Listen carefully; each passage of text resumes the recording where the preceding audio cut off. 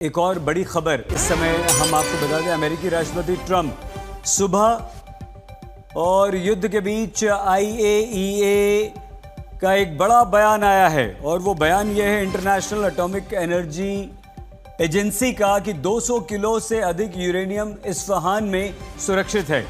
और ये बड़ा बयान आया। सुमित, आप तो होकर आए वहां पर, इसका क्या मतलब हम निकालें, क्या समझें? बिल्कुल, अभी अगर आप देखें सईद, इससे पहले भी करीबन 450 इनरिच यूरेनियम को लेकर बड़े सवाल उठ रहे थे। इसके अलावा यह भी कहा जा रहा था कि आखिरकार जब 60% तक यूरेनियम इनरिच कर लिया गया है तो वो यूरेनियम की मात्रा कहां है, यानी वो 450 kg का यूरेनियम कहां है। और आपको एक भी बता दूं कि विटकॉफ की तरफ से कहा गया था कि अगर 60% तक ईरान की एजेंसी पहुंच गई हैं तो 90% तक, यानी 90% जब इस पूरे इनरिच यूरेनियम को न्यूक्लियर वेपन में तब्दील किया जा सकता है, उसमें महज 10 से 12 दिन का समय लगता है। तो यह मेजर कंसर्न अमेरिका और इजरायली फोर्सेस के सामने था। लेकिन अब कहा जा रहा है, क्योंकि इस्फहान पर कई बार अमेरिका की तरफ से अटैक किए गए हैं उनकी यूरेनियम इनरिचमेंट साइट्स के ऊपर, लेकिन कुछ प्रभाव पड़ा नहीं। तो अब एक बार फिर से IAEA की तरफ से कहा जा रहा है कि हो सकता है कि 200 kg से ज्यादा यूरेनियम वहीं पर स्टोर किया गया हो और अब तक ईरान ने उसको छेड़ा ना हो। लेकिन यह भी बड़ा सवाल है कि आखिरकार अगर अभी तक नहीं छेड़ा गया होगा तो उसका क्या उसके हालात होंगे, क्योंकि लगातार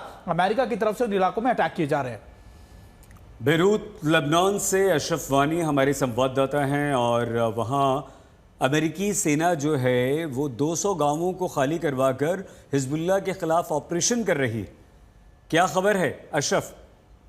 बिल्कुल सही। दरअसल यहाँ पर इजराइल और हिजबुल्लाह के बीच आमने सामने की लड़ाई अब शुरू हो गई है।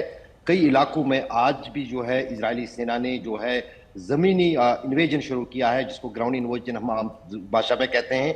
लेकिन हिजबुल्लाह का कहना है कि वो इसी बात का इंतजार कर रहे थे कि ग्राउंड इन्वेजन कब जो है इजरायली सेना करेगी, क्योंकि जब जो एरियल स्ट्राइक्स इजराइल की तरफ से पिछले एक हफ्ते के दौरान पूरे लेबनान में जारी थी, उसका कोई तोड़ नहीं है हिजबुल्लाह के पास, ना ही लेबनान की सरकार के पास, क्योंकि कोई एयर डिफेंस सिस्टम यहाँ लेबनान की सरकार के पास नहीं है, तो उनका कोई तोड़ नहीं है। लेकिन जो जमीनी युद्ध है, जो ग्राउंड बैटल है, उसमें कहीं ना कहीं हिजबुल्लाह को महारत भी है।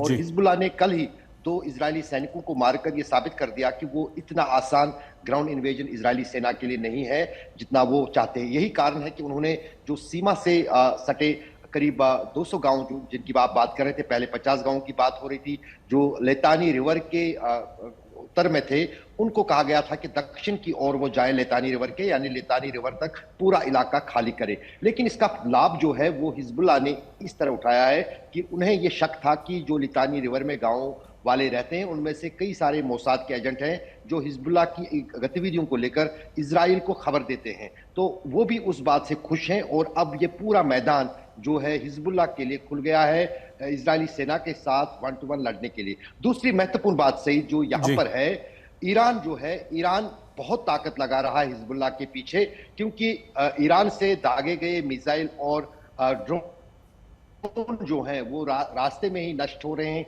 चाहे खाड़ी के देशों में हो, चाहे फिर समुद्र में हो। लेकिन जो ड्रोन और मिसाइल लेबनान से दागे जाते हैं हिजबुल्लाह की तरफ से, जाहिर है उसमें ईरान के रेवोल्यूशनरी गार्ड्स की पूरी मदद है और उनकी पूरी तरह से डायरेक्शंस भी हैं और टेक्निकली मदद भी है। वो जो है वो ड्रोन कुछ मिनटों में इजराइल के भीतर सेंध मारते हैं और नीचे पूरे टारगेट्स को हिट करते हैं। उनमें से आज शाम को ही हमने देखा कि 2 जो मिसाइल हैं वो सटीक निशाने पर इजराइल में लगे हैं। एक में एलोन मस्क की जो स्टारलिंक है उसके एक ढांचे को पूरी तरह से एक मिसाइल ने ध्वस्त कर दिया।